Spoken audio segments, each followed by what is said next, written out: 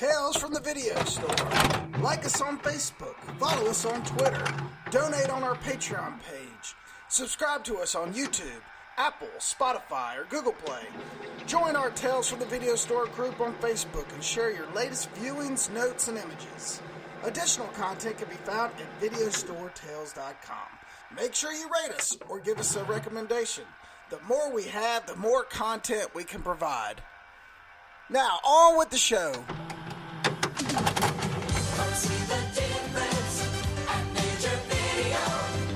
It's in. They've got it.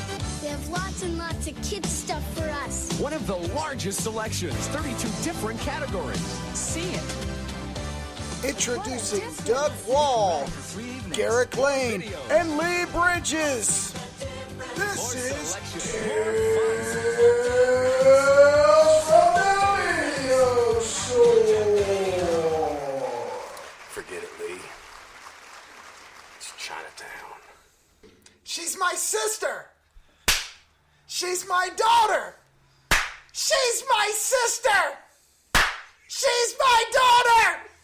She's my daughter and my sister. You just spoiled the ending of the movie.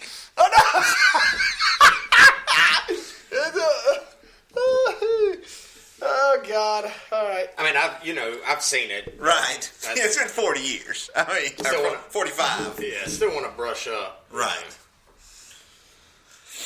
She's my daughter. She's my sister. She's my sister and daughter. Welcome to Tales from the Video Store, the Chinatown episode. How we doing, boys? Doing good.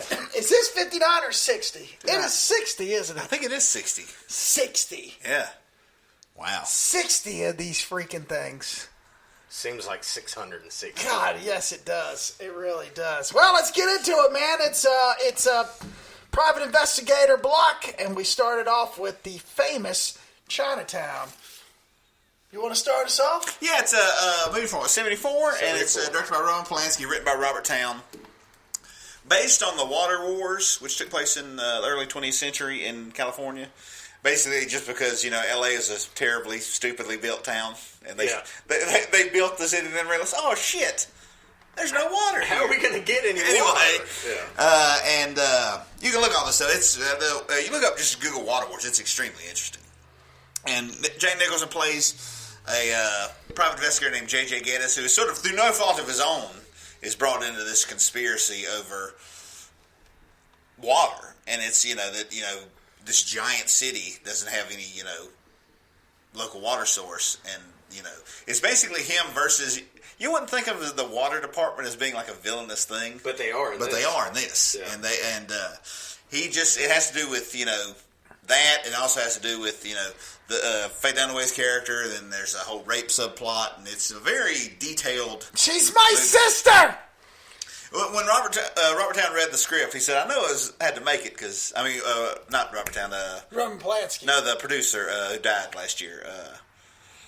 The kid stays in the picture. What is his name? Oh yeah, Richard Robert Evans. Robert Evans. God, He sorry. said he didn't understand a word of the script. But he knew he had to. Could not follow the plot, but Robert Towne was a smart guy. Fuck it, we'll make it. Yeah. And that ultimately this movie will go down as on a top 10 screenplay list. Oh, yeah. This Yeah. one's on everyone. absolutely, it's maybe top 5. It's really is. It's up there with Butch Cassidy and the Sundance Kid. Yeah, it is, and it's kind of similar. It's a pre-war film noir, very similar to movies made in the 30s and 40s, but it is it's an awesome movie. Oh, it's great. If you've never seen it, it's awesome. The transition into the Miss Mulray when he's at the barbershop. Yeah. They're giving him hell about the being a private investigator, and his hairdresser starts shaving his face and starts telling him this joke about this woman and having sex with her husband. And then it cuts to the next scene, and he's in the office, and he's trying to tell everybody in the office this funny joke, and Miss Mulray comes in. The real Miss Mulray comes in. It's just like the perfect... I mean, the way it was written, that's the way it was written. Oh, yeah. So it is a classic, and it should be on the top 50 of anybody's lists. Yeah, absolutely. Anybody but Ducks. Right. Oh, no, I don't have a problem with it. I mean, I love it. I love it fine. Polanski was very good. I love until he Polanski. started touching 12-year-old girls. Well, She was 13. But anyway, I mean, I'm just saying. you know. This was his first movie that, after Sharon Tate and that whole thing happened, this was the first movie he made after that. This was his last American movie. Right. And I know that he and Town fought fucking daily about this movie, and especially about the end. Yeah. And Town had originally written it kind of a happier, where what's her name? Faye Dunaway's character. Yeah, where she Evelyn. she doesn't get killed, and like it's kind of a happy, uplifting kind of deal. And Polanski was like, nope, can't Which is have weird because it's usually the opposite. You would Usually think. the writer has the down Yeah. ending, and like Yeah. the director or the producer is like, no, it's got to be. Polanski's like, no, it's got to be a down ending. Yeah. And it kind of does. I agree. Yeah, You know, but ultimately, I agree with the way it was made. Because Faye Dunaway's character's father is played by John Huston, which is weird because he basically invented this type of movie. Mm-hmm. You know, and he is. I would put him in my top 5 favorite villains of all time. Like that, he's evil. He's an evil. Yeah. Like they're, you know, Darth Vader and all this stuff. That's like That's real evil. Yeah, that's when he's they're having when you sort of foresee the Noah character that John Huston plays, you know, Jack Nicholson asks him like, why do you need, like they're talking about building the new dam and bringing in all this water and buying up a lot of what is now the San Fernando Valley. He's like, do you need the money? I mean, how much more better can you eat? What could you buy now that you couldn't buy then? Mm-hmm. He's like, the future, Mr. Geddes. And that's the hardest type of evil to fight against is for the greater good evil. Yeah. He's like, I'm murdering people and I'm doing all this stuff, but it's at the end, it's for the greater good. It'll all be justified. It'll all be justified. And you can't, and he's so rich and so, like, he used to own the water department. Yeah. Kind of like Epstein. It's kind of like that. Right. Kind of like, I mean, hate to bring him in, but guys like that, the Clintons. Yeah. And I don't mean to be political, but people with that much power and that much money can do whatever they want. They can have people murdered and nobody knows about it. And it's the same. That's the evil we're talking about. Yeah, it really is. But he's like, John Huston's great in this movie. Yeah, he is. He's phenomenal. He's probably my favorite character in the movie because he is just the devil. Yeah. You know. Yeah. And he's just, but he's always smiling. And, you know, just he's pleasant and stuff. I don't think he ever loses his temper. Even when he gets shot at the end in the arm. He's like, oh. Yeah. Yep. And he's like, he's the damn devil. And then, Geddes is in his office and they're talking about the owner, and I can't remember the guy's name. And they said, well, Mr. Mulray once thought that the water should belong to the people. Right. But, he's still evil. Yeah. But he's still making, the right decision here and there. It's and then the twist at the end, where you find out that It's great movies like this that they start as one thing and they end up as something completely different. It starts with he's hired to follow this guy who's cheating on his wife. Yeah. Well, the guy's not cheating on his wife, and the woman who hired him isn't the guy's wife. And then the guy ends up dead, and it's like a constantly unfolding puzzle. It's one of those movies. When you watch it the second time, you see how everything is like doomed to happen. And that's what I'm talking about, the script just being so great. It's so layered. Yeah. It's perfectly layered. Yeah. Yeah, it really is. And then, to tell you how good it is, the producer we originally just talked about, he offered Robert Towne like $200,000 in the 70s to write The Great Gatsby movie. And I think he took like $20,000 to write this. He's like, no, I don't want to write that. He's like, I can't do it right. Yeah. He's like, this is what you want me to write. And so, I mean, I'll take that money in a heartbeat. Yeah. Well, yeah. I'm like, if you're a really good writer, that's true, and trying to, build off of a great writer's material, that's true. That's kind of I could see him being like, oh, absolutely. Like, creatively, I completely understand. Yeah. But also, he could have had a sailboat. or an island, or a snakeskin coat, or whatever he wanted. Then let me ask you this, Lee. Yeah. I've got, and be honest. All right. I've got $50,000. I want you to write a romantic comedy. Mm-hmm. Or I'll give you $30,000 to write a horror movie. Fair enough. Which one are you going to do? Oof. I guess the $30,000. You're right. 100%. You're going to take the $30,000. Yeah. It's going to be like, you know how much easier it's going to be. Right. That's how much easier it's going to be. I could never do a romantic comedy. Yeah. That's true. Fair point. And I don't think we could either. But if it was $200,000, Yeah. Yeah. No, yeah, sure. Then you'd work your way through. I'm like, y'all got Reese Witherspoon's number? Doesn't she do these shits? Come on, let's go. 200,000. Hell, I'll pay her $50,000 just to consult. Tell me what to do. Yeah. I'll pay you $50,000 a month. No, but no, you're right. This is. I mean, yeah. All jokes aside, yeah, he had to. I mean, he did make the right decision. This is, absolutely one of the best scripts. Maybe, right? one of the best movies of the '70s, and that's saying something. Yeah. I mean, it really is. Mm-hmm. It's Polanski's best movie. It's Robert Towne's best movie. I mean. Now, I read that Town and David Fincher are making a Chinatown prequel for Netflix. Yeah. Now, see that? And I don't know any more than that. I don't know if that's actually happening or it's just kind of something I read that a couple months about. ago, but I completely forgotten about it. Right. And I could see that because I know this is one of Fincher's favorite movies. Oh, yeah. Like, I've actually seen him do commentary over the scene in the water office where they're scraping the name off the... And they actually do that in 7 when they're scraping Morgan Freeman's name off the office door. That's correct. He loves this movie. I could definitely see him going for that. Yeah. Interesting. Yeah. And I mean, if it's like a J.J. Gittes origin, or maybe just... Two Jakes was actually good. Two Jakes is good. It's just not Chinatown. It's not Chinatown. And the third movie was supposed to take place in the 60s. I think it was supposed to be him and his son and Gittes. It was supposed to be called Gittes versus Gittes. Yeah. And I guess it's supposed to be Jack's son is like somehow involved with the people he's against. Yeah. And it was supposed to be about land, whereas, Two Jakes is about oil, and sort of the trilogy being, water, oil, and land, the three things. Yeah. Elemental or whatever. Yeah, exactly, yeah. That people want to own. And, but yeah, if you've never seen Chinatown, it's...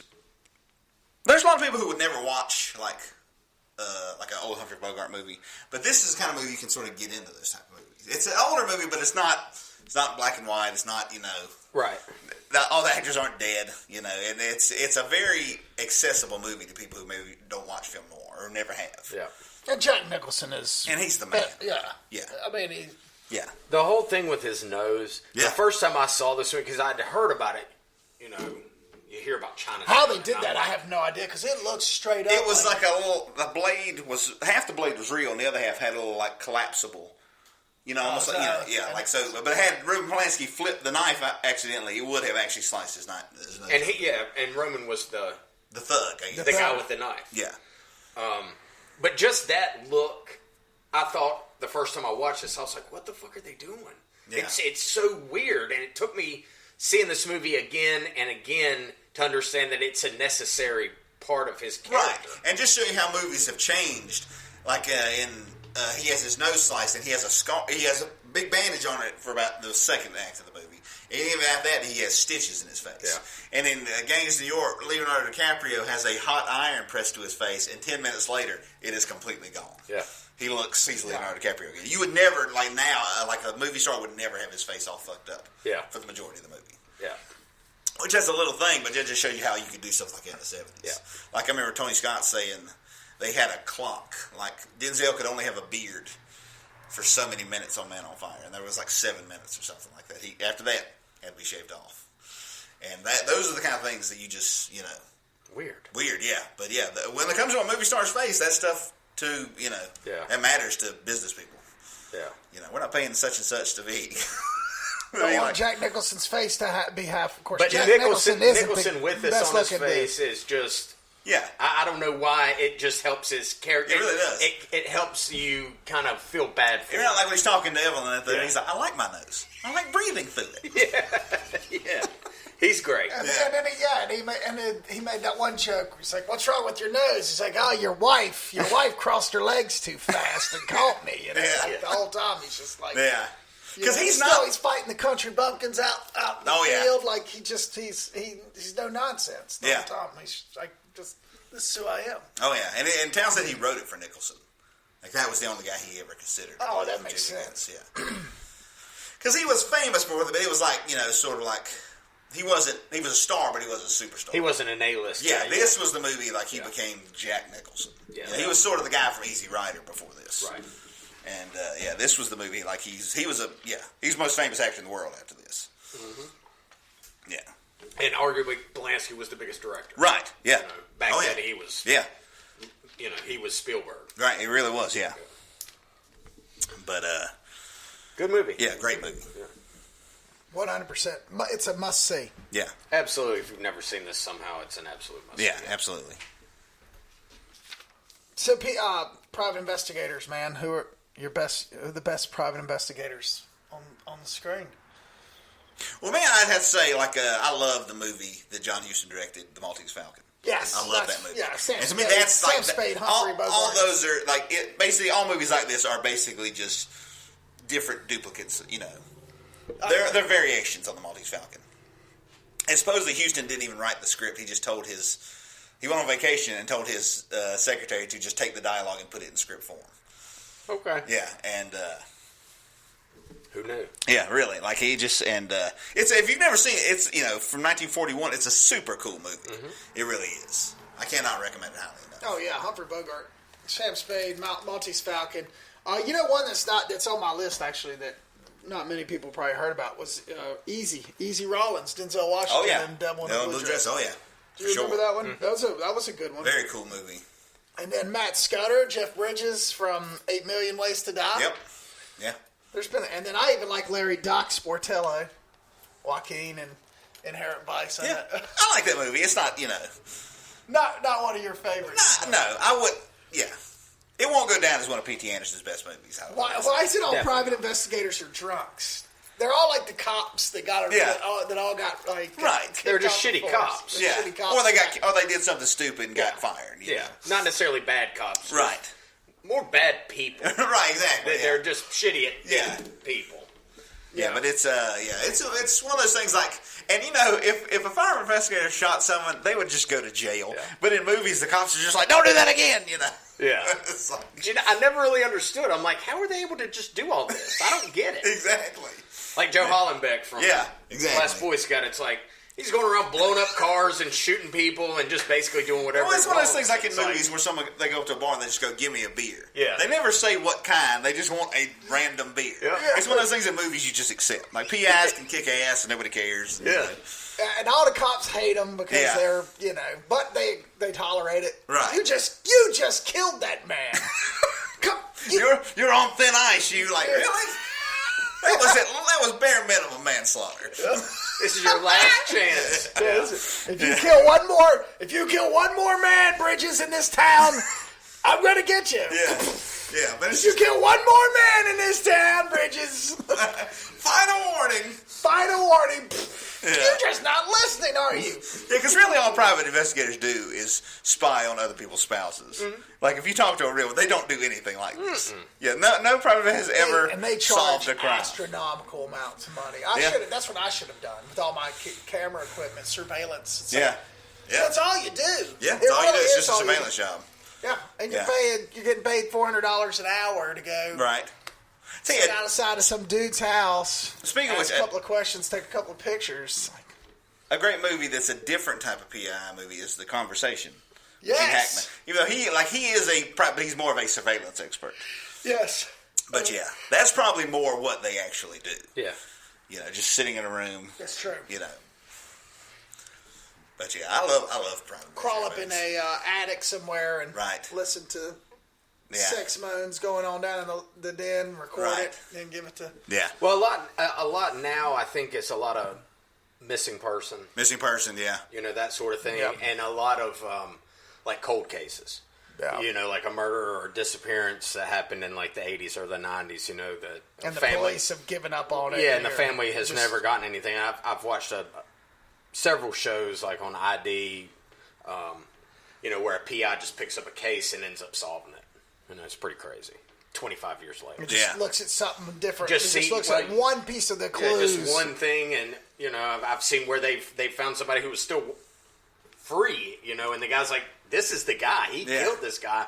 And then to watch this guy be arrested and to watch the family be like, oh my God, thank you. I saw one where a guy, he was listed as a victim of John Wayne Gacy, and he had just run away from home. Yeah. But he had done raped John Wayne Gacy's leaves like the 2 days before he ran away, and like 30 years later, his family, like he'd just been living in Florida, and kind of living in a trailer park. Yeah. And just no one ever, I think he went by like his middle name or something, but it wasn't like he was like. Everybody thought he was dead. Yeah, everybody just thought he was dead. And like his PI just went down there like, no, he's in Florida. He, works as a septic tank repair place. Yeah. Things do fall through the cracks like that. Yeah, for sure. I could never. I could never fall through the cracks. Well, you want to stop posting on Facebook about shit. You're like, hashtag running away. I'm leaving. Yeah, I'm leaving. It's Florida. Don't anybody come looking for me. Here's my address. Here's a partial address. Oh, man. Anyway. All right, then. Hey, did anybody watch the Golden Globes? I watched clips. Yeah. I did not. Brad Pitt won. Yay. That's good. Yeah, he won supporting actor. He got up there, man. His speech was awesome.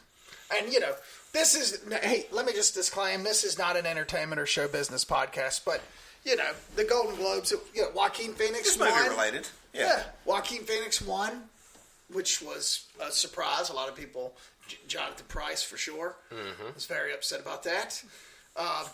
Brad Pitt won. Quentin Tarantino won for screenplay. Has there been a movie that he has not won original screyplay for? Reservoir Dogs, I guess. Yeah. That's everything it. after that, he's at Pulp least got the Fiction. nomination. Yeah. Yeah, I think he's won every time. Yeah. Did he win Django Unchained? I don't remember. I think he did, because I know Waltz won, and then... Yeah. Django, Pulp Fiction, Glorious Bastards. Oh, so he didn't win for...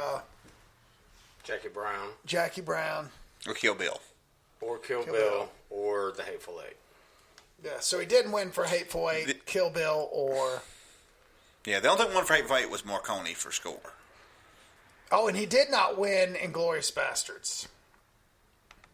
He was nominated. Yeah. So then he won for this one for sure. Which, I think was fair. Yeah, I mean, I think it was good. It's Quentin Tarantino. Like, okay, I love the movie, but it's Quentin Tarantino's script, and I think, who did he beat? Steve Zalian did, what was the, he beat 1917. Right. And then he beat, so he beat out Steve Zalian for The Irishman, and then he beat out Noah Baumbach for A Marriage Story, which I'm getting ready to watch. And then The Two Popes. Yeah. So I don't know. I mean, The Irishman was great. I think, The Irishman got pretty much snubbed at the Golden Globes. Right. But I think really, honestly, it's not like Scorsese, of course Scorsese's used to it, but I think it's because it was Goodfellas Part 3. Like right. It wasn't as original. It was a great movie, but it wasn't original in the look of, you know what I mean? I mean, that's what it felt like watching it. Yeah. Right. 15 minutes in, I was like, this is fucking Goodfellas Part 3, and I'm fine with it. Oh, yeah. And for people who love his older, Goodfellas and whatever, it's like, it's what we wanted. Right. But I guess for some of the voters, they maybe wanted something else. So. It's pretty cool, though. Pitt got up there, despite all the stuff that's been going on with him, and he was pretty light, made a funny joke about DiCaprio, said he would have shared the raft, which I thought was funny. Yeah. He made real light of everything. He said he was going to bring his mom to the Golden Globes, but every woman that he takes a picture with, they think they're dating. Yeah. He says that makes it kind of awkward when it's your mom. I thought that was pretty funny, and he didn't make any political statements. Quentin Tarantino, though, man, he caught a lot of flack for, the woman's dialogue, Margot Robbie's dialogue, Bruce Lee, yada, yada, yada. He gets up there and he says, well, normally you'd have a list of people to thank, but since I just wrote this, I did it, so I don't have anybody to thank. And then he commenced to going into his cast, but he missed an ample opportunity to say something cool about Sharon Tate. I mean, where he's like, hey, I did it this way. I don't know. These guys, man, they have very little, they're scorned all the time in the media, and then they get their moments, and they get up there and they're like, yeah, fuck you. Yeah. Well, I guess he listened to Ricky Gervais. Maybe. Right? Yeah, maybe. Because that was the best part of all of it. Like Jonathan Pryce's face when he talks about the pedophile documentary. Big year for pedophile movies. The R. Kelly one. the Neverland one, the two popes, and it just cuts to Jonathan Pryce's face, and he is stone-faced as hell. Yeah. Just like, that's not funny. And then just, Tom Hanks a couple times was kind of had this look like, oh my God, like his ears were singeing. Right. But you know what? I thought it was great. he was hilarious. Why do you put him up there? Yeah. You know what he's going to do. Yeah. Don't put him up there if you don't want him to do it. Right. I knew he was going to blast everybody just like he did Yeah. when he hosted, what was it, the Academy Awards year before last? Where he did basically the same fucking thing. Right. I don't remember what. This is his 5th time hosting the Golden Globes. Maybe it was the Globes. So they know what's happening. It's not like, oh shit, it's like last year there was on some award show where they specifically told Chris Rock not to mention the Jesse Smollett thing. And he walked in and grabbed the mic and said, I'm not supposed to talk about this, but. Yeah. Yeah, so I mean, that's what you get. Yeah. Yeah, and I thought it was great. He had a good statement, a lot of good statements. He's like, you guys can't say anything to anybody, so come up here. He's like, thank your agent, thank your God, and fuck off. Like, Yeah. don't come up here and do a political statement because you guys are. Yeah, nobody cares what they think. You guys, you're. Even if I agree with them, Yeah. I don't care what they think. Right. It's not even We might something about share a common thought about something. But they pretend for a living, and I don't give a shit. Yeah. And they're not a Nobel Prize winner. They're actors. Yeah, exactly. Yeah. And I think actors are amazing. I'm not saying like they're not talented people and all that stuff, but at the same time, I mean, I don't give a shit what your I don't give a shit what yeah, exactly. Unless you're voting for you, you're going to be the pastor of my church. I don't give a shit. I don't give a shit. Yeah. Fuck you. Yeah. Joaquin gets up there talking about the vegan menu, and then Michelle Williams was the only one that made a real political statement, but it was nice. I will admit the thing Joaquin said about all these people who were complaining about climate change and take private jets everywhere. Like, he's like, shut up. Yeah. He's like, just try not to fly on your private jet this much. Yeah. You're gonna complain. You're gonna complain about, and he's totally plugging Leonardo. Leonardo's traveling around the globe. Yeah. Trying to fix climate change in his jet. Yeah. You know what I mean? Like. Yeah, my buddy Curran, one time I went to film school with, he once filmed it was like a run for the environment, but people came from like hundreds of miles away, and I was like, I said they're wasting more gas than they're, they could have just stayed at home and sent a check, but they don't get the recognition that's what did it's it. about. Yeah. Anyway, The best part about Joaquin though, man, was when he went to the back, and he walked in and he kind of looked around at all the press, and he's like, they tricked me. They said I was just supposed to come back here and get a photo, and now I got more press. And some guy goes, how did you prepare for this intense character, blah, blah, blah, blah. And he kind of looked, you can just tell he's annoyed. He's like, isn't that old news? Haven't I been telling you guys, like, what I've done for this character for, like, 6 months? Yeah. Like, dude, like. Read a fucking article. Right. And then he's like, you want me to, here, I'll change my answer a little bit for you. I'm going to change it up. Hold on a second. He's like literally going, let me figure out a different way to say this. To say the same thing. To say the same thing and say 6 months. Yeah. So good. It was a night for screw the authorities, screw the general public, and whatever. We're just going to go about our business. Yeah. It was awesome. And also, there are 90 people in the Hollywood Foreign Press. 55 votes and you win.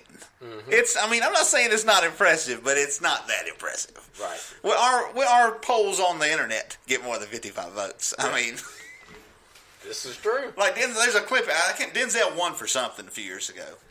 And he was like, yeah, you go in there, you have a dinner, you shake everybody's hands, and they tell you you're going to win, and you show up at this thing. So it's, it's not the Oscars. Right. Like, people trying to make like they're equal. No, it's just, it's the Hollywood Foreign Press, which is, according to Ricky Gervais, are all super racist. That was one of my favorite jokes, too. Yeah. There's not a lot of minorities. That's because the Hollywood Foreign Press are all super racist. And I love he was drinking a beer while he was doing it. Just like, and then he picked up his thing, and he says, God, and the first award, fuck, it's already 3 hours. We're already at 3 hours, Yeah. Or the one, God, what did he say? Talk about the Netflix documentary about the guy who wants to kill himself, because you can watch that in this time, and it's still more fun than this. Yeah. Good stuff, though, man. He was entertaining. Yeah. Anyway, have we watched movies? I have. Yeah. Okay, go ahead. All right. Well, talked about last week. I hadn't watched Sicario 2, and So you did. I watched Sicario 2. Yep. And? It's not as good as the first one. But it's still okay. But it is the same level of quality. Is it I really? enjoyed the shit out of it. Yeah. It's not Blood. No. It's... But it's not the original. It's like, yeah. Yeah. Yeah, it's not, and also it's not trying to be the original. It's more of just a straight adventure movie, you know, and a lot of it has to do with, Benicio del Toro protecting this girl who's the daughter of a cartel boss that he assassinated early in the movie. And basically, when things go sideways with the mission, he's just like, you got to kill her. He's like, I'm not killing a 10-year-old girl. You know, he's just like, because she, is sort of she's the only, normal person in the movie. And also, I thought Brolin was great in it. He's awesome. He's you kind of see a different side to his character. It's more about these guys who have to do these terrible things and the politicians they have to deal with. Like when things make they go do these horrible things, but then people find out about it and it makes them look bad, they want to sort of pull the plug. And Josh Brolin's like, you know what I've done for you? The horrible shit I've done for you people? And It's good. Yeah, it's really good. And when Benicio gets shot through the cheek, I was like, oh, easy. Sorry. It's really good, though. God. You haven't seen it. I haven't seen it yet. Okay. I but think it's worth on. seeing. Oh, yeah. Is it on Prime? No, I saw it. I have a Star subscription. I've seen it on something. Maybe that's what it was. Yeah. Hey, I highly enjoyed it. Other than that, I watched the new Netflix Dracula miniseries. Oh, I watched the first one. Oh, it's fucking terrible. I couldn't. It's 15 minutes, and I was like, turn this shit off. Here's the thing. Everybody in it is super. The dude who plays Dracula kind of looks like Christopher Lee. Mm-hmm. He's great. The actors are great. See, I like the old. I feel like it's very vintage. Here's the thing. I swear in the soundtrack there was the audible sound of the writers patting themselves on the back. There's just, there doesn't need to be a twist every 15 minutes. Mm-hmm. It's like, it's just like, it's exhausting to watch. And it looks, the first, but tell me the first one is the best of the three. I actually thought the second episode was the best one. And then there's a twist in the beginning of the third episode, and you're just like, fuck you again. Yeah. And it's just, it's a wasted opportunity. It's instead of being a cool Dracula, a 3-hour, well, no, I guess they're not, a 4-hour Dracula movie. It's these two British guys who you can tell they wrote the Butterscotch Cumberbund Sherlock show, whatever that guy's name is, and because it's that sort of just very smug. I hate anything where it feels like the people who made it are above the material. Yeah. Like Cabin in the Woods, all that stuff. It's very well done, but it's just like this. I can almost, the smugness is almost seeping out of my TV. Yeah. And I just hate it. Yeah, I hate that too. And it feels like they're above the audience. I just don't like it. But that being said, the guy who plays Dracula, I hope that guy becomes a successful actor. I think he's an Irish actor. The 10 minutes I saw of it, he was great. Yeah, he's great. But I was like, what the fuck is this? The nun who's sort of his nemesis in it, she's great. The actors are great. Mm-hmm. And I don't want to say too much because I want you to finish watching. Because I know you love vampire stuff. I want to hear your opinion of it. But I actually liked the first half. No, it's not. It's. It might be a situation where I was just in the mood. Right. I got on Twitter. A couple people said it wasn't bad. It was TV-14, which. No, that shit should be TV. Did you see that? Oh, yeah. Netflix said TV-14. Yes, that's a terrible rating. Okay, I think so too. Because about halfway through, I kind of looked over at River a couple times. Yeah. And I was like, is she trying up in him? Like, is that what's happening? Now there is an effect in the second one where you know how in Dracula he can turn into a dog, he can turn into a bat. You see him reverse turn into a wolf. He basically erupts out of this wolf, and the effects are very well done. It looks like something out of The Thing. I will give that. That looks great. And he's sort of like boneless when he comes out. And he just sort of reforms, and I thought it looked super cool. Yeah. That even said, it just the more it got on, it got more just precious and too much overwritten, and I just by the end I hated it. I was like, it's okay. I was like, okay. All right, so my son finished it, right, and I said, how'd you like it? And he said, well, it was good up until the third act where suddenly he knows how to use a gun and he knows how to cell phone and he can send emails. And I'm like, wait, it gets modernized? Well, they do explain that he can, like when he drinks some blood, he absorbs their memories and their thoughts. Like if he bites someone who speaks, 7 languages. So he can speak 7 languages. Yeah. So that does, but I do agree. It's just. You hate it. I hate it a Really? lot. You hate it a lot. Yeah, and don't get me wrong. Here's the thing. It's very well done. Don't you hate that? But I hate it. Yeah. And the more I think about it, the more I dislike it. Because it's just smug and shitty. And, smugness is one of my least favorite things on earth. Besides Garrick. No, I'm just kidding. And when you can taste it coming out of the movie, it just fucking pisses me off. I get you on all that. I think, like I said, I thought for what it was, and I don't know. I felt kind of nostalgic, like Christopher Lee. Like it felt kind of nostalgic, and it's kind of cool. I'm not saying they cast him because he looks like Christopher Lee, but he does. He's a big guy, and he's like, and yeah. Right. And there were things he did, and I thought were very good, and but yeah, no. Anything else? Oh yeah, I watched a movie I'd never seen before. It was from 1980. Martial arts movie. It was Jackie Chan's first American movie called Battle City Brawl. And boys, that was just a bunch of. It was not good either. No, wow. It was a bunch of. You can tell it's a bunch of American dudes who had no idea what to do. Yeah. Like there's a subplot. Like it's in the 30s, but he's a roller skate racer, and just like they're roller skating. It's like roller rink, but it's like a course like through buildings. Then somebody comes out with a fire hose, and it's like it has like 17 subplots, and it's a bunch of nothing, You can tell they saw Drunken Master like that guy could be huge, and they just in a roller skating parkour movie. Sounds great. And then he gets involved in the mob makes him compete in this bare knuckle boxing competition. It's in Chicago. Then he has to go to Texas to do the fight. And the big guy he fights kisses, like when he beats you, he grabs you and kisses you right on the mouth. And I was just like, what is happening? I just kept stopping going, what's this? What have I gotten myself his uncle says Kung Fu Master loves like 500-pound women. Like he just loves, like I was just like, why's that in there? And I just more kept seeing it just to see what would happen. Yeah. How random are they? Yeah, I was like, no wonder it took him till 96 to get famous in America, because this is fucking garbage. Yeah. Anyway, that's all I watched. I watched a couple movies. I was looking for something that had a PI in it, but I wanted it a little bit different. So I watched 1993's The Firm by Sidney Pollack, starring Tom Cruise and Gene Hackman, Holly Hunter, Wilford Brimley. It's like a laundry list of badass actors in it. Hal Holbrook as a villainous little fucker, and I love that guy. Oh yeah, I love him. Ed Harris.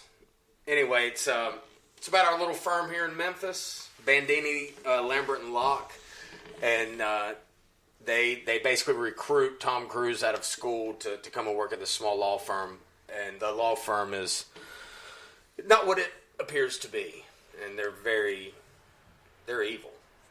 And yeah. The things that, they're bad people. By the time he kind of figures all this out, it's too late. There is a PI in it, played by Gary Busey. He is only in the movie for about 5 minutes before he gets blasted. He's awesome. He's great in the movie. He's great. Yeah.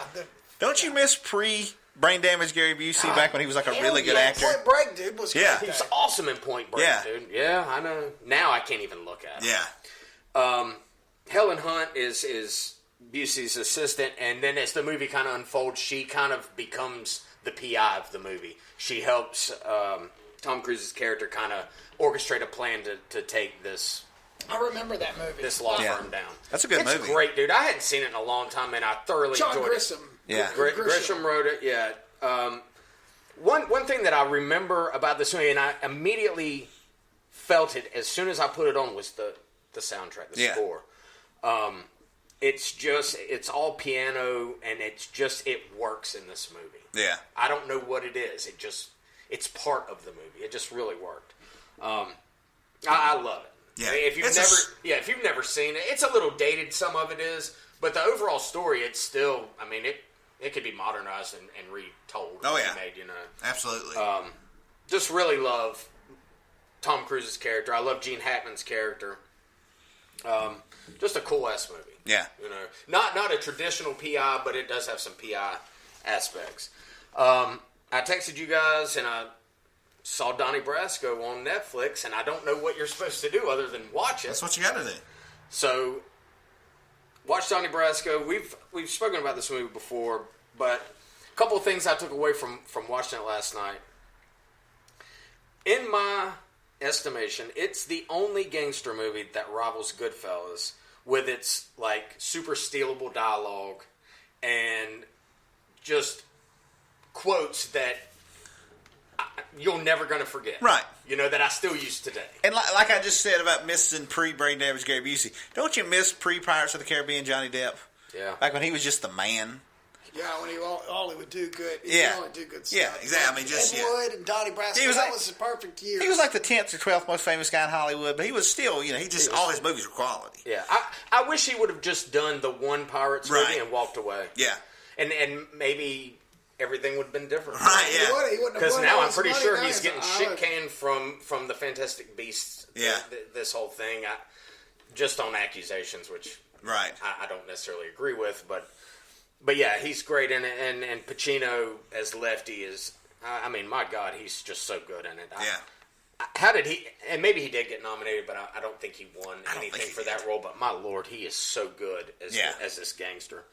And another thing I took away from it, Richie fucking Gatso, all right, is the fucking lowest from Goodfellas in this movie. Yeah. The most unlikable fucking character of, rivaling... Yeah. Lois from Goodfellas, just fucking terrible. I was like, oh my God, I hate this guy so fucking much. I guess I just kind of forgotten about how much I hated him. Right. And some of the dumbass things that he does. Yeah. But just an awesome fucking gangster. He gets the Ellis from Die Hard award from this movie. Yes, absolutely. I actually said that to Jody. I was like, Ellis from Die Hard? She's like, what are you talking about? I was like, never mind. I was like, it's something from the cast. Yeah, exactly. And one other movie I watched... Paul Instancio, the writer of Donnie Brasco. Yes. I think the writing in that movie is... Man, it's good. I think a lot of what we see and what we enjoyed about that movie was that writing. Yeah. Yeah. And just the dialogue is just amazing. Right. Yeah. And the act, everybody that's in it's fucking perfect. And it's an awesome story. Yeah, everything about it is pretty much spot on. Yeah. I could not agree more. Even Anne Hesh, I could stand her in this role. Right. Yeah. Yeah. Another movie I stumbled upon on Netflix, The Laundromat. It's a 2019 Steven Soderbergh movie based on a true story. Gary Oldman, Antonio Banderas. Wait, what? Meryl Streep. Whoa.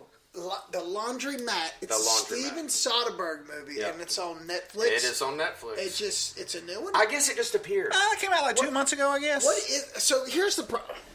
Maybe this is why I don't like the streaming services, even though I enjoy them, I can't keep up with all the shit they produce. Too much content. See, back in the movies, like when Return of the Jedi was when Return of the Jedi was coming out, they put up a trailer 5 months ahead, and you saw it on TV, and that was the only place you could see it. Mm-hmm. And by gosh, when it came on TV after the Smurfs on Saturday morning, you got hyped, and you had 6 months to wait. Yeah. Now Steven Soderbergh's making a movie called The Laundromat. Mm-hmm. And it's on Netflix now. I could have watched it a month ago. Oh yeah, and I didn't easy. even know. Don't even know it exists. Got Gary Oldman in it. The marriage story, which is in queue after all the Oscar talk. I'm like, Noah Baumbach, new movie, Scarlett Johansson, Adam Driver, supposed to be pretty good, like a Woody Allen movie. Great. Where can I see this? Oh, it's on Netflix. It's been on Netflix. Like. Yeah. Am I missing where they're advertising? No, they just put them on there. Oh, dude, they're better than Hulu because Hulu has movies that you wanted to see 6 months ago that you knew were, and they're like, that's exclusively on Hulu. I didn't even know that was there. Yeah. Netflix expects for you to visit their page daily. Yeah, and that's they'll have something on and there. Netflix making all that money. How are they? All right, if I'm paying $15, $16, $20 a month. Where is all that money coming from? Do you think that many people are subscribed to Netflix? Also, they get investments to make the stuff. I can count on one hand how many people I know that don't have Netflix. Right. Dude, at this point, they're like Henry Hill when he burns down the bar. Yeah. Fuck you, pay me. Pretty much. You want to watch it? You want to watch The Irishman? Fuck you, pay me. Like, yeah. Yeah. I mean, I guess. Yeah. I don't know. I just, box office. Yeah. I guess it's a sure thing. I guess it's a Hey, sure Steven thing. Spielberg can shoot a movie with some giant lens on an iPhone, or whatever weird thing he's doing this way, and he doesn't have to go out and do interviews. He doesn't have to promote it. It just... They just say, He here. gives it to them, and they put it on TV. That's true. The whole marketing, Yeah. your marketing budget Yeah. for a non-theater film is probably cut into a third. If that. Three-fourths of it Yeah, is like, cut because it's- you don't have to do all the People marquees scroll by and- there, or they don't. Yeah. The only movie I can think of only two movies I can think of that have been streaming on Netflix that are Netflix originals that I actually saw them promote outside of just the page was Roma and The Irishman. Right. And that's it. And those are specific reasons. Exactly. Yeah. But the rest of the shit, they don't have to. No. That's how they've won. Yeah. Crazy. I Right. guess so. This guy, I'm like the laundromat. Steven Soderbergh. He's Yeah. one of my favorites. Yeah. Continue. it's I'm by the- interested to know what this movie's it's by about. the same writer, I can't remember his name, who wrote The Informant that Soderbergh did with Matt Damon. Right. Also based on a true story. This is about shell and dummy corporations that are set up in small island countries that don't have tax laws like we do. Yeah, like the Cayman Islands. Right. Right. And just how these banks basically move around trust money to keep it from being taxed. And it kind of wonders a little bit because they're trying to tell several stories about it impacting these certain people. It's not all just about one person like I thought it was originally. Right. But it's about corruption, it's about greed, and that's still easy to see watching it. And the performances are fucking aces, dude. Yeah. Like Gary Oldman and James Banderas. Cromwell's in this. Yes, Cromwell's Meryl in it Streep. for like 10 minutes. James Cromwell's Meryl Streep's husband. Yes. And the performances are better than the actual movie, but the information that you glean from the movie about... Jeffrey Wright, Sharon Stone. Yes. Dude, I've not heard about this. Yeah. Oh my gosh, really? Stone, I want to watch this tonight. She's only in it for So what? 90 seconds, yeah, but it's like, oh, there she is. Yeah. Okay. Yeah. Is she naked? Unfortunately, no. Or maybe fortunately. I don't know if I want to see it. That's okay. Oh, gosh. But yeah, I mean, like The Big Short, it's just about bank greed and how these laws that we have in this country are made to protect the rich and their money. Right. And this is another kind of movie about that. So if you like movies about, how corrupt things really are, Right. check it out. Yeah. Pretty neat movie. Outside of that, Oliver and I watched Alien and Aliens back to back. What do you think? Oh, he just couldn't stand it. Yeah. I couldn't stand watching Aliens. It's my favorite. It might be my favorite sci-fi movie ever made. Yeah. It might be. And when I watch think it, it is. it makes me hate other movies. When I watch Aliens, I'm like thinking about like... You know what it makes me hate? What? Everything that fucking James Cameron has done with his goddamn career the last 15 years. Yeah. Like, what the fuck is he doing? I don't know. He's in a submarine at the Oh, my bottom of the God. ocean He doesn't filming a have to do that. documentary about Between jellyfish. that and Terminator, I don't know how you make better movies. I was why he did this documentary on atheism a few years ago. Yeah. And I remember watching parts of it going, hey, that's why you're an atheist, James Cameron, because you can't conceive something bigger than your ego. Right. Yeah. Like, if James Cameron had a religion, it would be the religion of James Cameron. Are they still making these Avatar movies? Dean Koontz. Yeah, exactly. Is this still happening? Dude, I guess he designed Nobody a car knows. with Mercedes or an Avatar car, which no one will ever buy. No. I don't know what he's doing. Nobody does. Yeah. Wow. And here's the thing: I love the guy. It's like watching like a relative just go crazy. It's like you can't do anything about it, but shit, No, he just he loved both of them. Like I watched True Lies a few months ago. Yeah. And it's not his best movie. We did. Oliver and I did it. Okay, as well. but damn, it's an entertaining movie. That's awesome. And I was just like, why aren't you doing that shit, man? You're like the best in the world at it, and you're just like, I'm going to make a movie about tree people. It's Pocahontas in space. Dude, they watched it because of the 3D. Yeah. Nobody gives a shit. Nobody cares. Yeah. Nobody cares. Yeah. It's been 10 years, and the biggest movie of all time, nobody talks about it. I don't remember anything about it. Yeah, like, that's a problem. I couldn't tell you one thing about it. I remember the guy with the scars on his head. Yeah. I remember, he was cool. I remember saying, does that robot have a knife at one point? Because it pulled a knife out of its robot boot, and I was just like, that's stupid. Yeah. Yeah. Yeah. I think it looked good. It looked good. It looks great, but that's, Right. I mean, so does the Corvette, but, you know. They don't worth a shit. Yeah, exactly. It's made of fiberglass. Yeah. So we need to be like the movie I watched, to be like Cobb and get down to like the 8th layer of one of his dreams. Be sitting across the table at the end of the movie and go, James, come back. Yeah. James, come back. Yeah, I don't know what the fuck he's doing, because he should be doing aliens and shit like that. Yeah. I mean, I've always loved the movie. It's been long enough since I've seen it. It's perfect. To where I was just like, oh my God, and it looks so, like, Yeah. God damn, it looks good. Yeah. Everything about it. The only thing Oliver didn't like was Newt. He's like, God, man, I hate her. I wish she would die. I was like, shut up, it's Newt. Yeah. He's like, Poot. Kept calling her Poot the whole time. But she was on, I mean, you know, he'll never see her in another movie. No. I had to look it up to see if she was still alive, and Yeah. she is. She is, yeah. She's a real estate agent in Maine. Yeah. Something like that, yeah. Hey, good for her. Yeah. You know? And she's still making money. Yep. I guarantee you she could probably go to like 6 conventions a year, makes a couple grand. Do you remember? for sure. Do you remember the lady Kathy Stallings that was in Badass Killers? She's the old lady. Oh, yeah. Would you like to pet my pussy? Yeah. Okay. This woman was in The Fugitive. Right? Okay. She was the nurse that walks in when he. All right. So he escapes and Yeah. goes to the hospital. Yeah. And there's an old man laying in the bed. She walks in and she it's so says, dry in here. Yeah, Yeah. it's so dry in here. Why? You're real thirsty, Mr. Yeah. So and so or Yeah. whatever. She walks into the she walks into the bathroom. You never see her face. Yeah. She pours some water, puts it back on, walks out. She's still getting royalty checks from Hey, that good for her. freaking movie. Yeah. Good for her. It's unbelievable. I'm like, I'm sure really? Newt's She's doing still. pretty good because I bought like 3 copies of Aliens. I know. There's been 17 Blu-rays, Yeah. and they're like now they're to the hologram where the Yeah. alien, the freaking head sucker or whatever. The face sucker. Thanks. God, tree sucker? I get a little excited. Calm down. Like the new one, the face sucker comes out of the box and sticks onto your face. Right. That special. Reach around edition of the Blu-ray. Every time somebody buys one, Wasn't it Fincher that did the third one? Third one, yeah. Yeah. Yeah. Well, I wish that would have just been left alone. Yeah, I know. Oh, absolutely. And 'Cause it's two movies you almost can't improve on. But damn, they keep trying. they sure keep And trying. maybe my least favorite movie of all time is Prometheus. Definitely the least favorite movie I've ever seen in a theater.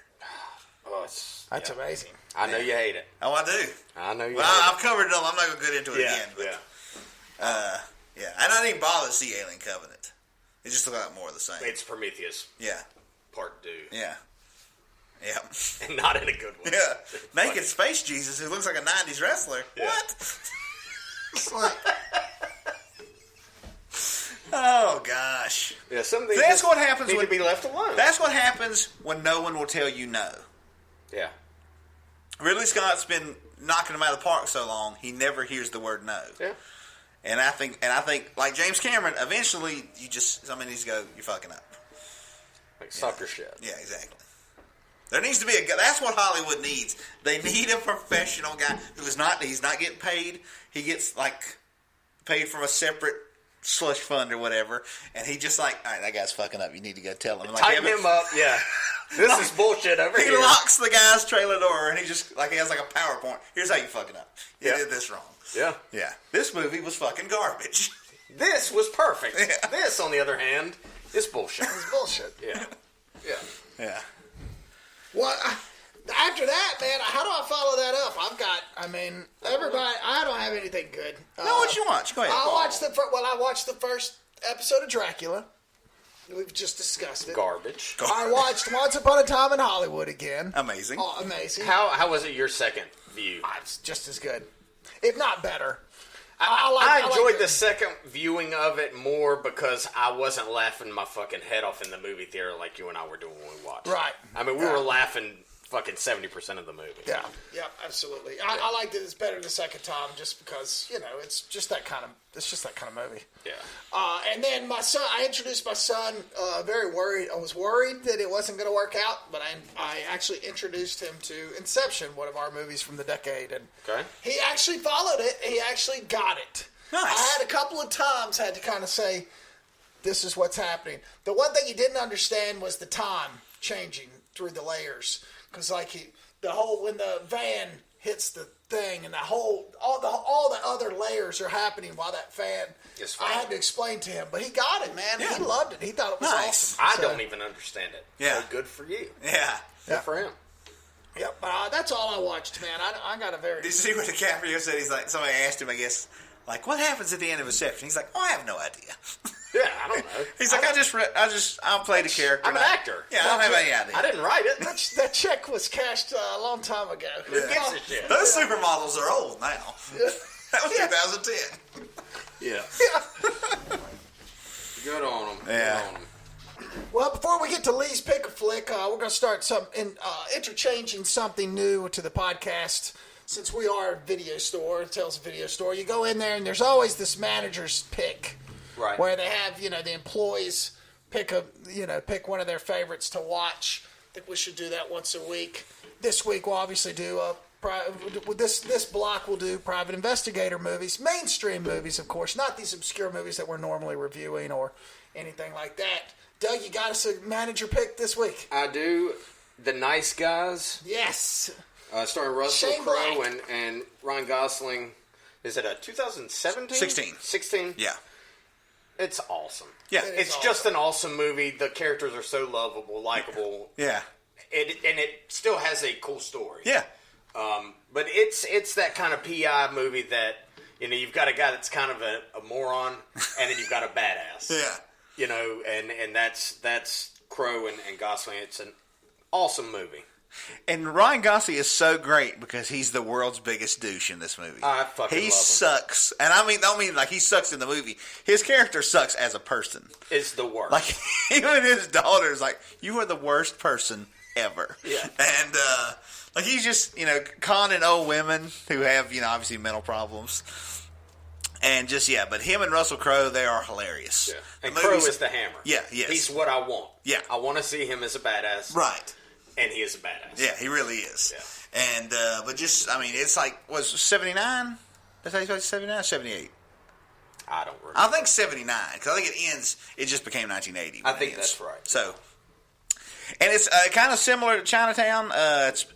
Instead of it's two guys against a giant, like, force, instead of being the water. It's not the water. It's the Detroit auto companies. And a very convoluted story. It kind of goes from like a porno movie to a conspiracy but just some of the lines in it, like when Russell Crowe's Gosling's like, I'm just glad nobody got hurt, and Russell Crowe's like, no, people got killed. He goes, I know, but I think they died almost immediately, so they didn't get hurt. Yeah. It's the greatest. Yeah. And like I talked about last week on Sicario, I think there was 3 people in the theater when I watched it. Like, it was, and I had to watch it a second time just because I could, like you were talking about, Once Upon a Time, I could not stop laughing. Yeah. It's so funny. And just like, and it's not jokes, it's just the dialogue. It's just wit. Yeah, it really is. It's just witty. It's just the way it's written. Yeah. I don't know who wrote it, but it's... Oh, Shane Black wrote it. That's right, yeah. Sorry. And this was sort of his attaboy from directing Iron Man 3. This was his one for him. Yeah. And unfortunately, no one went to go see it. It makes you feel good. It does. I remember watching this the first time, and I was like, damn. Yeah. I didn't think it was going to be that. Yeah. And I'm glad it was. Yeah. So, Kick-ass movie. Absolutely. Nice Absolutely. guys. Well, you got to pick a flick. We're going to get back to the old pick a flick video. Well, and I think what you did with Amanda, I think that was really cool. Give him a more accessible option, mainstream, and to completely move away from that, this is a movie from 1991. It's called Cast a Deadly Spell. And imagine a 1940s movie anybody's ever heard of. a 1940s detective movie from France. No, it's an American movie. Fucking subtitles. Why don't you learn to read, you literate fuck? Samuel Hung's the fucking police officer. Anyway, go ahead. Do you have Tourette's? Fuck! anyway. Shit, boss! Yeah. Next episode, we're going to have a telethon for Garrett. People can call in and give money to whatever the fuck he's got. Anyway, so 1991, It's sort of it's a 1930s, 40s detective movie, but in this world, magic is real. Like, magic is real, like werewolves are real, but Fred Ward is the detective he has like a very like Humphrey Bogartness about him. Like, he was in Tremors, he was in The Right Stuff's probably the biggest movie he was ever in. And but it's like basically he's trying to stop the end of the world, like this sort of supernatural apocalypse, and it has to do with the Necronomicon. His character is actually named H.P. Lovecraft, and like it's a very sort of like this hard-boiled detective in this sort of gothic horror fantasy, but it's L.A. in the 40s, so everything's very like it's after World War II, so everything's sort of just starting to be prefabricated. Like, they're starting to build suburbs everywhere. It's a very strange movie. Sounds like it. Directed by Martin Campbell about 3 years before he directed Goldeneye, become a director who would never do a movie like this. Produced by Gail Ann Hurd, who produced the Terminator movies and, The Walking Dead and, Didn't Martin Campbell do Gelia? No, that was the guy who did Midnight Run. What's that guy's name? Oh. Martin Campbell did Meet Joe Martin Black. Bryce. Yeah, okay. Martin Campbell Bryce. did Meet Joe Black. Right. Brad Pitt. Yeah, really cool. I mean, it's the cast is Fred Ward, Julianne Moore in an early role, Clancy Brown, David Warner, who people saw he was from The Omen. He was the creepy English guy in 1,000 movies in the 70s. And just a cool little movie that it's streaming on Prime now. I don't think it's been released on home video since VHS, so it's never. Yeah, you can only see it on Prime. Okay. Yeah, it's called Cast a Deadly Spell. Cast a Deadly Spell. Yeah. All right, that'll be up on the website as well if you want to check that out. Absolutely. And our manager's picks go up on the website as well, because we need extra stuff to put up there. Yeah. Because I need more work. I need more things to do. It sounds like it. That's right. And also, I know there's a lot of talk out on Twitter and Facebook and things like that saying that The Irishman was again snubbed at the Golden Globes in a few departments. I will post up again another couple of polls to see if our listeners think differently on how that turned out. For instance, does Quentin Tarantino's script for Once Upon a Time in America actually beat The Irishman's? I would say yes, but there's a lot of people out there that's probably seen both movies that wouldn't think that. So we'll see the majority. And also director-wise, what if Mendes hadn't won, it would have been Tarantino and Scorsese who wins. So I'll have a couple of polls this week, Golden Globe snubs, and next week we'll be back with Head or Gut. One of my favorites. Oh, yeah. I regret that I just watched it like 2 fucking weeks ago. No, because you know what? I'm going to watch it again. You can watch it again. Oh, I can watch Talking it again. about, also from 1991, Yeah. The Last Boy Scout. The Last Boy Scout, Yep. Bruce Willis, and should have been Denzel Washington. Tony Scott at his Tony Scott-ness. Oh, it's just his Yeah. pinnacle. Oh, yeah. Oh, I love it. I'm gonna have to rent this one. It's not on a. It's on Netflix. Is it on Netflix? It was a couple Sweet. weeks ago when I'll I watched check it it. out. So Yeah. I'm assuming it's probably still there. Yeah. Well, that's it for number 60, guys. It was a good show, man. Very good show. We'll see you next week with The Last Boy Scout. Cool. Imagine the perfect video store. It would have a great selection, right? Right. Tales from the Video Store is sponsored by Golden Ticket Cinemas, home of the $5 Tuesdays. Jabberwocky Games, fantasy RPGs for 5E play. The Video Spot, one of the coolest and last video stores in North Carolina. And Sell Swords Entertainment, sharp creative marketing. Wow.